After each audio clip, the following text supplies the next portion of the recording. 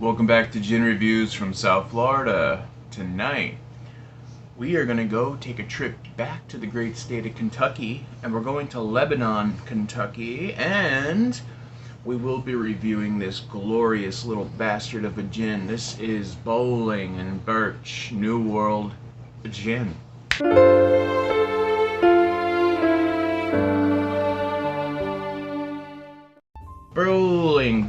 Bowling and Birch. Not bowling pin gin, but Bowling and Birch. Made in Kentucky. Coming in at 48%. A fresh picked botanicals in every bottle, born from distiller Stephen Beam's green thumb and a passion for experimentation he inherited from his ancestors. Bowling and Birch is a high quality, small batch gin blended with 19 botanicals. 19. 8 of those are grown, tended right here in the Limestone Branch Distillery, and those are bitter orange, black cherry, honeysuckle, rosemary, lemongrass, lemon verbena, blackberry, and coriander. Juniper, of course. The resulting botanical blend, conserved in an apothecary-style bottle, screen printed with a sophisticated floral motif, is a garden party in a glass, just begging for a lemon twist. I don't know how to take that. But here is the bottle in all its glory. I do love this bottle. It's very nice. I like everything about it here. The only thing I don't like is that they didn't mention the rest of those botanicals, you know? I hate that.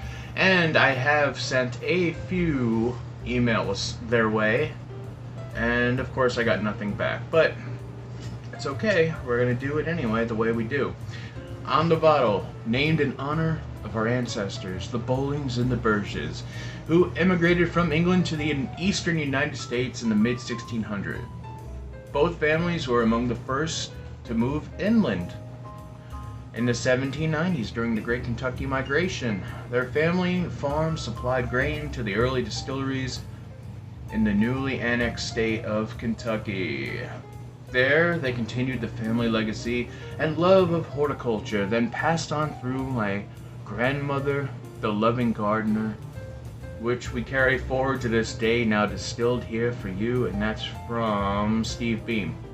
So, the lineage here is amazing. If you don't know, Bowling and Birch, well, have you ever heard of a little thing called bourbon? They're one of the families that came up with, come on, Jim Beam. Jim Beam? Beam? Yeah, you know that name. Anyway, look who came up here to say hello and give her, I don't know, opinion. Angie, what do you think of this one? Oh, she's taking an interest in it. Look. That's much more than she said about the few ones we did back there in the way back time.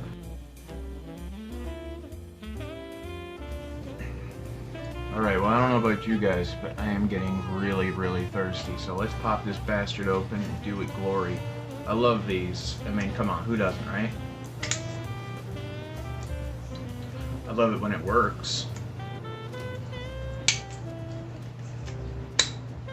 Okay. Well, maybe the sticker thing here is in the way, but it should have just popped right open, and there should have been some kind of a pop, right? Am I wrong in thinking that? Wow. Well, it definitely was sealed, though. I know that. It just didn't give a good, you know?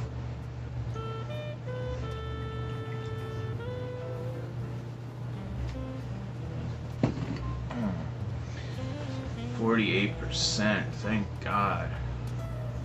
Thank God, 48%. Wow, there's a lot of stuff going on in this gin.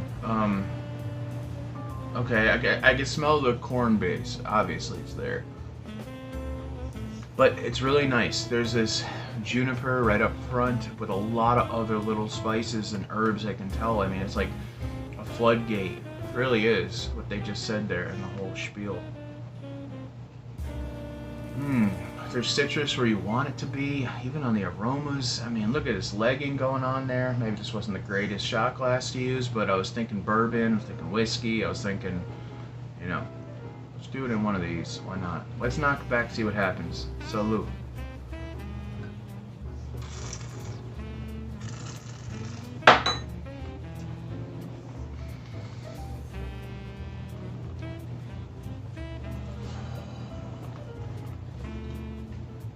Wow.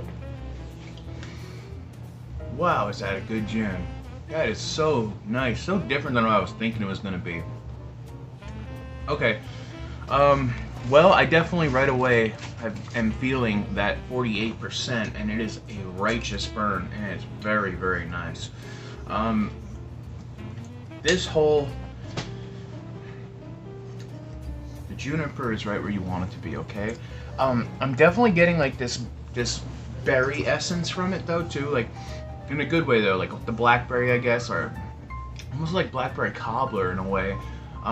Maybe that's to do with the cherry, honeysuckle, and the lemon verbena.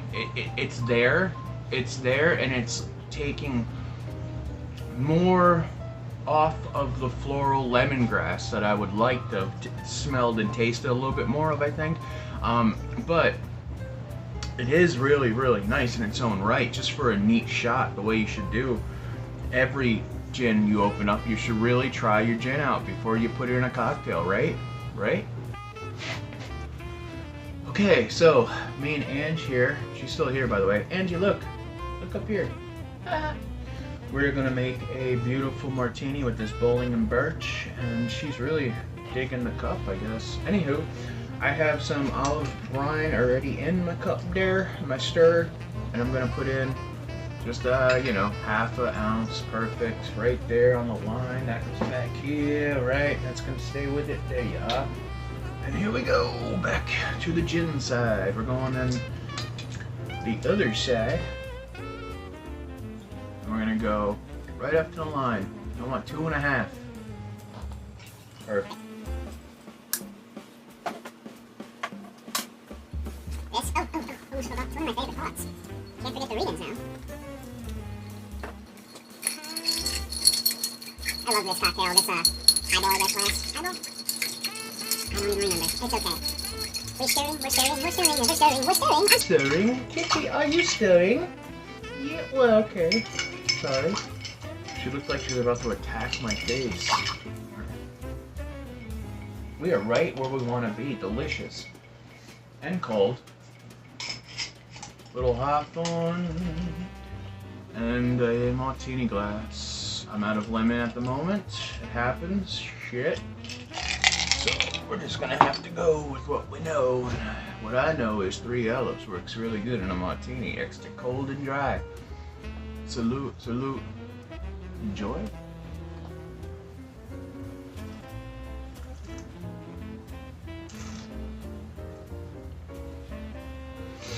It's different. It's different in a good way though. It's a very dry martini. Don't let that fool you. It's very dry. But the floral notes that I'm getting, they're more towards the citrus and interwoven into the back end of the spice, which, you know, it might turn off a few heavy-duty martini drinkers out there, a few of my really amazing subscribers. If you are just, you know, I want gin, vermouth, olives, and maybe some bitters in your martini, then you're probably not going to enjoy this as much. But the alcohol, the 48% right away, okay, so it could battle that vermouth, and it does, and it wins very well. But what I really like more of that is that the vermouth, botanicals in the vermouth are playing with the botanicals in the gin. I wish I had a full list of all the botanicals, so this is another reason why I don't understand. This is, now this bottle of gin over in the distance there, it's not, it wasn't that cheap. I paid $35. If I had a distillery, and if I had a distillery with such lineage and such knowledge of distilling and everything, and you're in the middle of Kentucky, Lebanon, Kentucky, yeah, I would definitely put my botanicals on the bottle itself. I mean, why hide that? Stupid. Really stupid. Not that it really would do much more, but I'd probably be able to tweak this martini into a way that is so much better for everyone's enjoyment. But since I can't figure out everything, I'm not that great, my palate wise, then, you know.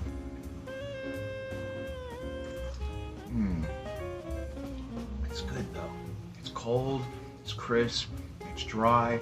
The Botanicals, there might be a few in there, you have no idea what they are, but they all seem to be working. Well, we're gonna make ourselves a nice, beautiful gin and tonic with this bowling and birch limestone distillery. I'm gonna go a little higher since it is 48% there. I'm gonna taste the gin. I want to taste the gin here. So, oh, bye, honey. She had enough. Maybe she doesn't like it. All right, well, opening up a new tonic here. Okay, I want to add a little orange bitters, which I have exactly enough for this one drink, and it is gone. Another bottle gone. And I'm just gonna add lime. Very simple on this G&T here. I want to taste that gin. I want to taste the quinine interacting with the botanicals. Come on, baby, give it to me now.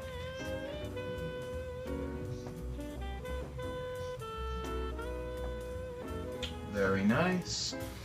Very, very nice. Especially any drink at a Boy Blue here, you know it's going to be extra good, right? Alright, so, like I was predicting and like I am explaining, the quinine in the tonic is mingling with the juniper and the other notes going on. A lot of them I don't know because we don't know how 19 botanicals, they gave us what, 8? No, they gave us 8 plus I threw in juniper because they did mention it in the website. So, I mean, 10 botanicals they're holding from us. Why? I'm looking at you, Bowling and Birch. Why would you do that? You obviously don't know a gin drinker, or you think you know a gin drinker, or maybe just all the years of bourbon and whiskey has been, I don't know, too much smoke in your body to realize what's good and what's not. But come on, man. You're gonna charge that much for this bottle right here. It doesn't even pop when you open it. Yeah. Well, guess what? I would say to people that are fans of my channel, pass on this gin. And not just because of those few, you know, little things, but it's nothing wowing me. It's nothing like, oh, that's new. In fact, within the martini, the one thing it should do is bring in, you know, that familiarness of a martini, and it doesn't do that at all. I mean, it actually kind of downgrades it and dampens it and makes it feel like you're not even drinking a martini. You're drinking some cocktail that your, you know, cousin made in his basement. I don't know why his basement, but in Jersey we have a lot of basements. Anyway, I'm going to say that this gin and tonic here, though, is a very good gin and tonic, but do you need to spend $35 on a $1.75 bottle of gin? Hell no. You get almost a half a gallon with the same money, even a little less, for Beefeater. And it would make you a lot happier in the long run, trust me. From me to you to me, and everyone else in the States here in the middle, from sea to shining sea. I want to wish you a wonderful afternoon, morning, and evening, and, you know, many, many more bottles opening up, trying new gins, trying old gins in new ways. All the good stuff here from your main man, Joe, this guy right here, to you. Salute. Salute. And, have a good one, you bastards.